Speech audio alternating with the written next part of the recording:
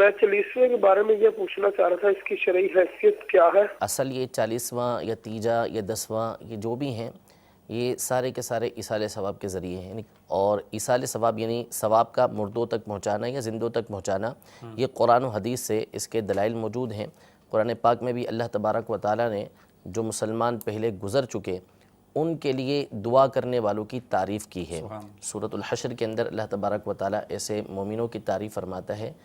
جو اپنے گزشتہ مسلمان بھائیوں کے لیے دعا کرتے ہیں، اور دعا بھی ایک نیک عمل ہے جو ان تک پہنچتا ہے، اس کا فائدہ ان کو پہنچتا ہے، تو اس کی مدح کی گئی، تعریف کی گئی۔ اسی سے علماء نے استدلال کیا، یعنی قرآن پاک کی اس آیت سے، کہ جو دنیا سے رخصت ہو چکے ان کو ثواب پہنچانا یہ پسندیدہ کام ہے۔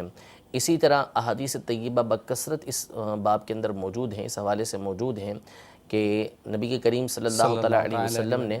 جو ہے وہ حضرت سعد رضی اللہ تعالیٰ عنہ کو ان کی والدہ کے لیے جب انہوں نے سوال کیا تو کنواں کھودنے کا حکم ارشاد فرمایا کہ ان کے لیے پانی کا کنواں لگوا لیں ان کی طرف سے،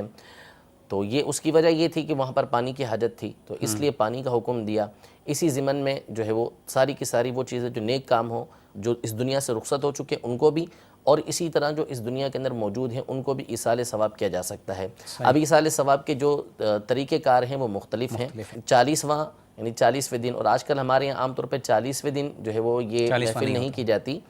وہ 36ویں دن یا جو ہے وہ چوتھی جمعرات وغیرہ پر جو ہے وہ یا کوئی اس طرح اس پر رکھ لیتے ہیں۔ تو یہ جو مقصد ہوتا ہے اس سے یہ ہوتا ہے کہ لوگوں کو آسانی ہو جائے، ایک جگہ جمع ہو کر جو ہے وہ اس کو ایصال ثواب کر دیں، مردے کو زیادہ سے زیادہ فائدہ پہنچ جائے۔ ہاں البتہ اس کو کوئی لازم سمجھتا ہے کہ ایسا کرنا لازم ہے اور ایسا سمجھا نہیں جاتا۔ اگر کوئی ایسا سمجھتا ہے تو اس کا سمجھنا غلط ہے، لیکن اس بنیاد پر جو ہے یہ 40واں کرنا غلط نہیں ہو جائے گا۔ تو یہ دن مقرر کرنا صرف اور صرف اس لیے ہوتا ہے کہ اس دن سب آرام سے جمع ہو جائیں، سب کو سہولت ہو جائے، اور جو میت ہے اس کو زیادہ سے زیادہ ایصال ثواب کیا جا سکے۔